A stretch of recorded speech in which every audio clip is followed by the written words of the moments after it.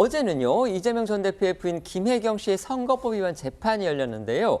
재판부가 다음 기일에 이 김혜경 씨에 대한 피고인 신문을 진행하겠다 이렇게 결정을 해서 주목받았습니다. 이를 두고 검찰과 변호인 측 간에 상당한 신경전이 있었다고 합니다. 네, 먼저 이 형사소송법에 따르면은 검사 또는 변호인은 법정에서 피고인에게 이 공소 사실 등에 대해서 필요한 사항을 신문할 수 있습니다.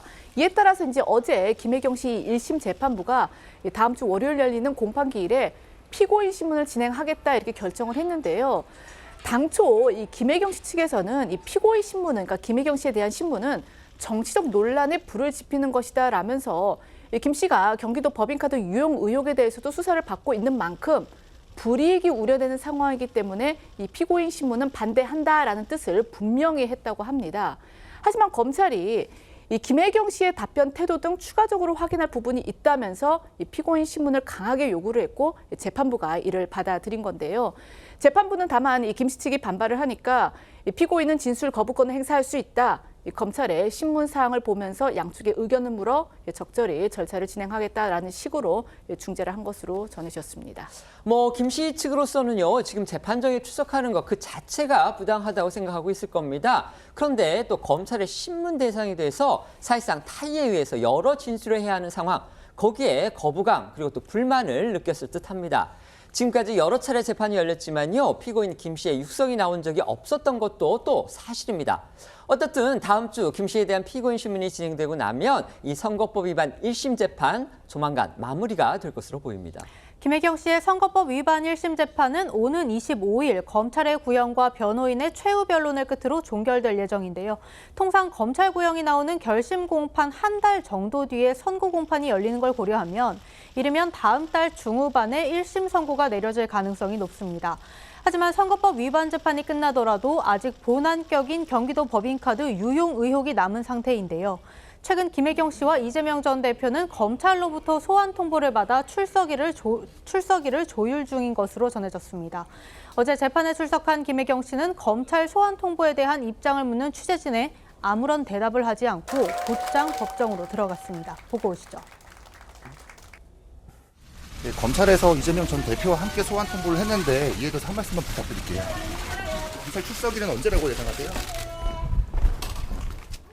김 씨 측이 지금 선거법 위반 재판의 1심을 받고 있는데 재판장이 김혜경 씨에 대한 피의자 신문, 그러니까 검찰이 하는 신문입니다. 이 피고인 신문을 하도록 허용을 했다고 합니다.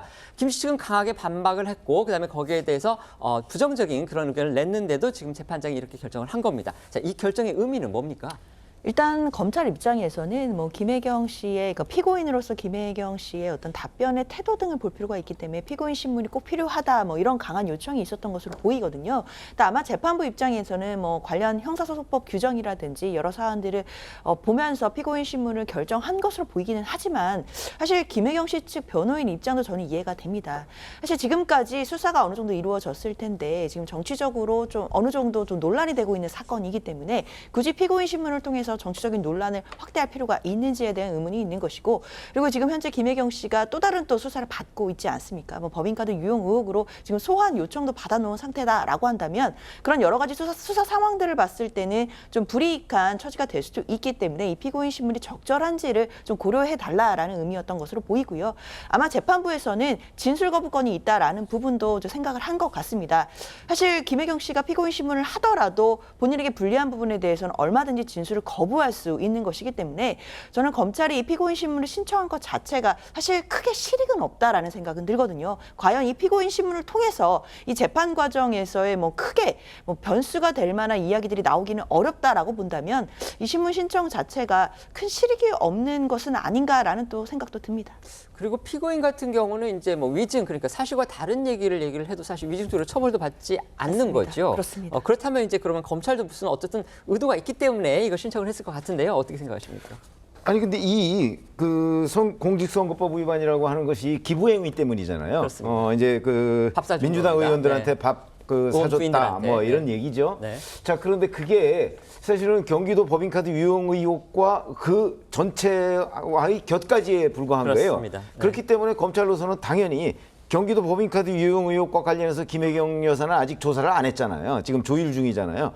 그렇기 때문에 이 부분을 어떻게 답변하는지가 검찰로서는 대단히 중요하다고 봐요. 그래서 이걸 지금 거의 끝나가는 마당에 자, 이 기부 행위도 결국 경기도 법인카드로 이루어졌기 때문에 그럼 경기도 법인카드 유용이라는 전체적인 부분에 관해서는 김혜경 여사는 어떤 생각을 가지고 있을까? 이걸 물어볼 필요가 있는 거죠.